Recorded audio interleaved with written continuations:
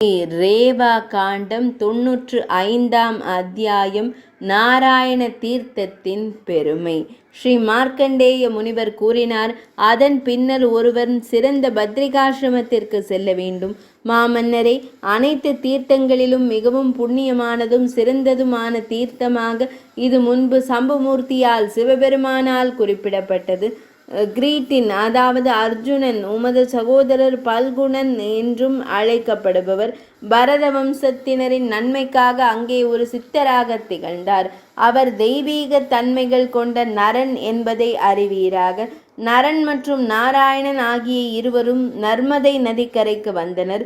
ஜனார்த்தனரிடம், பகவான் ஸ்ரீ மகாவிஷ்ணுவிடம் பக்தி கொண்டவனுக்கே ஞானம் கைகூடுகிறது. அனைத்து உயிரினங்கள் இடத்தும் இயங்குவன மற்றும் இயங்கா பொருள்கள், அந்தணர் மற்றும் சண்டாளர் என அனைவரிடத்தும் பாகுபாடின்றி இருப்பவன் ஜனார்த்தனின் அருளை பெறுகிறான். அவர் அவனிடம் மகிழ்கிறார். குந்தியின் மைந்தனே, எனக்கும் பிற ஆன்மாக்களுக்கும் இடையிலான ஒற்றுமையை உணர்வீராக. அங்கே எவ்வித வேறுபாடும் இல்லை. பத்ரிகாசிரமம் என்னும் தவச்சாலையானது நரன் மற்றும் நாராயணரால் உருவாக்கப்பட்டது. உலகங்களுக்கு அருள் புரியும் நோக்கத்தில் அங்கே சங்கரனார், சிவனார் பிரதிஷ்டை செய்யப்பட்டார். மும்மூர்த்திகளால் பிரதிஷ்டை செய்யப்பட்ட அந்த லிங்கம் ஸ்வர்க்கத்திற்கும் அதன் பின் முக்திக்கும் செல்லும் வழியை திறந்து விடுகிறது. அங்கே சென்ற பின்னர் ஒரு பக்தன் தூய்மையுடன் இருந்து ஒரு இரவு முழுவதும் விரதம் கடைபிடிக்க வேண்டும். ரஜஸ் மற்றும் தமஸ் குணங்களை துறந்து அவன் சாத்வீக மனப்பான்மையை மேற்கொள்ள வேண்டும். இரவில் அவன் விழித்திருக்க வேண்டும். மது மாதத்தின் சித்திரை மாதத்தின் 8ஆம் நாளும் ஒவ்வொரு பட்சத்தின் 14ஆம் நாளும் திருவிழா தினங்களாகும். குறிப்பாக ஆஸ்வின மாதம் என்று அழைக்கப்படும் ஐப்பசி மாதத்தின் 14ஆம் நாள் குறித்து உமக்கு கூறப்பட்டுள்ளது. பாண்டுவின் மைந்தனே, மிகுந்த பக்தியுடன் அவன் காளை சின்னம் கொண்ட இறைவனுக்கு பாலும் தேனும் கலந்த கலவையால் அபிஷேகம் செய்ய வேண்டும். இத்துடன் தயிர், கல்கண்டு மற்றும் நெய் ஆகியவற்றை சேர்த்து கலப்பதே புனிதமான பஞ்சாமிர்தமாகும். இதனை கொண்டே இறைவனுக்கு அபிஷேகம் செய்ய வேண்டும்.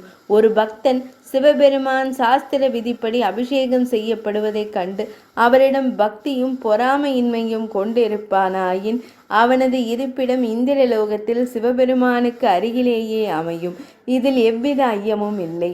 திரிசூலதாரியான இறைவனுக்கு மனப்பூர்வமாக இல்லாவிட்டாலும் சாதாரணமாக ஒருமுறை வணக்கம் செலுத்தினாலே போதும். அதுவே இவ்வுலக பந்தங்களை அவிழ்த்துவிடும் வல்லமை கொண்டதாக செயல்படும்.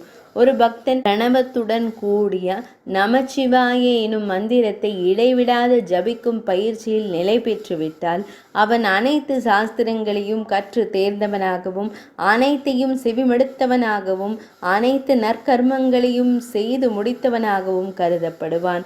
ஐம்புலன்களையும் அடக்கிய பக்தன் ஒரு நாளைக்கு ஒருவேளை மட்டுமே உணவருந்தி மிகுந்த பக்தியுடன் இறைவனுக்கு அபிஷேகம் செய்ய வேண்டும். குந்தியின் மைந்தனை, அத்தகைய பக்தன் அடைய போகும் நற்பயன்களின் ஒரு சிறு பகுதியை நான் இப்போது உனக்கு எடுத்துரைக்கிறேன். முதுமையின் தளர்ச்சியால் நான் வருந்திக் கொண்டிருந்தாலும் உன்மீது கொண்ட பேரன்பின் காரணமாகவே இவற்றை உனக்கு எடுத்துரைக்கிறேன். முதுமையின் தளர்ச்சியால் நான் வருந்திக் கொண்டிருந்தாலும் உன்மீது கொண்ட பேரன்பின் காரணமாகவே இவற்றை உனக்கு எடுத்துரைக்கிறேன். அத்தகைய பக்தர்கள் சூரிய மண்டலத்தை கடந்து ஊடுருவி சென்று மிக உயர்ந்ததான பரமபதத்தை, இறைவனின் இருப்பிடத்தை அடைவார்கள். அவனும் அவனை போன்ற பிற பக்தர்களும் இவ்வுலகிலேயே சகல இன்பங்களையும் பெற்று பூரணத்துவம் அடைவார்கள். அவர்கள் நற்கர்மங்கள் பலவற்றிற்கும் இருப்பிடமாக திகழ்வதைக் கண்டு அவர்களின் சுற்றத்தாரே வியந்து போற்றுவார்கள். பூவுலக மன்னனே, அவர்கள் இவ்வுலகிலேயே தாங்கள் விரும்பிய அனைத்து விருப்பங்களும் ஈடேறும் பேச்சினை பெற்றவர்களாக திகழ்வார்கள். ஒரு பக்தன் நர்மதை நதியின் புனித நீரை கொண்டு தகுதியிலும் சிறப்பிலும் உயர்ந்த பிராமணர்களை கொண்டு ஸ்ராத்தம், முன்னோர் வழிபாடு செய்ய வேண்டும். அப்பிராமணர்கள் நற்குலத்தில் பிறந்தவர்களாகவும் வேதங்களில் முழு புலமை பெற்றவர்களாகவும் அழகிய தோற்றமும் நன்னடத்தையும் கொண்டவர்களாகவும் அறநெறியில் உறுதியுடனும் தங்கள் மனைவியரிடத்தில் மட்டும் பற்றுடையவர்களாகவும் ஆரிய தேசத்தில் பிறந்தவர்களாகவும் சாஸ்திரங்களில் வல்லமை பெற்றவர்களாகவும் சிறந்த உடல்வாகு கொண்டவர்களாகவும் இருத்தல் வேண்டும். தர்மபுத்திரனே, ஒருவன் தன் முன்னோர்கள் வாழும் மிக உயர்ந்த உலகத்தை பித்ருலோகம் அடைய விரும்பினால் பகல் பொழுதின் கடைசி முகூர்த்த வேளையில் பிற்பகலில் பிண்ட பிரதானம் எனும் அரிசி பிண்டங்களை அளிக்கும் சடங்கினை செய்ய வேண்டும். ஒருவன் மாறுகண் கொண்டவர்களையும் தீய எண்ணம் கொண்டவர்களையும் வெளிவேஷம் போடுபவர்களையும் இரக்கமற்றவர்களையும் அலித்தன்மை கொண்டவர்களையும் பிற பிராமணர்களை பழித்து தூற்றுபவர்களையும் கொண்ட பிராமணர்களை தீண்டாமலும் அணுகாமலும் மிகுந்த எச்சரிக்கையுடன் விலக்கி வைக்க வேண்டும். ஒருவன் தன் சொந்த நலனை விரும்பினால் இத்தகைய பிராமணர்களை தன் வழிபாட்டு சடங்குகளிலிருந்து முற்றிலுமாக விலக்கிவிட வேண்டும். ஆகையால் ஒருவன் தன் முழு முயற்சியையும் பயன்படுத்தி அனைத்து தகுதிகளும் வாய்ந்த சிறந்த ஒரு பிராமணரை தன் வழிபாட்டிற்காக துணையாக கொள்ள வேண்டும். அவ்வாறு செய்தால் அந்த பிராமணரின் துணையால் இறந்த தன் முன்னோர்களை கும்பிபாகம் உள்ளிட்ட பல்வேறு நரகங்களிலிருந்து அவன் மீட்டெடுக்க முடியும். ஆகவே இளவரசே, இதன் மூலம் அனைத்து பித்ருக்களுக்கும் முக்தி கிட்டும். என் பிதாமகர் பாட்டனார் மகிழ்வாராக என்று உச்சரித்தவாறே பக்தன் அந்தணர்களுக்கு பொன்னை தானமாக அளிக்க வேண்டும். அவர்களுக்கு சமைத்த அன்னத்தையும் ஆடைகளையும் அவன் பக்தியுடன் வழங்க வேண்டும். சிறந்த பண்புகள் வாய்ந்த ஒரு பசு, காளை, நிலம் மற்றும் ஒரு குடை ஆகியவற்றை அவன் தானமாக அளிக்க வேண்டும். அத்தகைய மனிதன் ஸ்வர்க்கத்தை அடைகிறான். இவ்வாறு சிவபெருமான் அருளினார். தீ, நீர் அல்லது பட்டினி ஆகியவற்றின் வாயிலாக தன் உயிரை துறப்பவன் சிவபெருமானின் இருப்பிடத்தை அடைவான். மன்னரே, நர நாராயணி நதிக்கரையிலோ அல்லது தேவத்ரோணி எனும் இடத்திலோ ஒருவன் புண்ணிய சடங்குகளை மேற்கொள்ள வேண்டும்.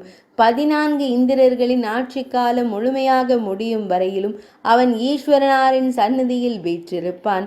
பின்னர் ஸ்வர்க்கத்திலிருந்து மீண்டும் பூமிக்கு இறங்கி வரும் அவன் சகல செல்வங்களும் நற்பண்புகளும் வாய்க்க பெற்றவனாகவும் குடிகளை காப்பதில் மிகுந்த விழிப்புணர்வு கொண்டவனாகவும் திகழும் ஒரு வலிமை மிக்க மன்னனாக பிறக்கிறான். அதன் பின் அவன் அந்த தீர்த்தத்தை நினைவு கூர்ந்து மீண்டும் அதே தீர்த்தத்திற்கு திரும்பி வருகிறான். 95ஆம் அத்தியாயம் இனிதே நிறைவடைந்தது.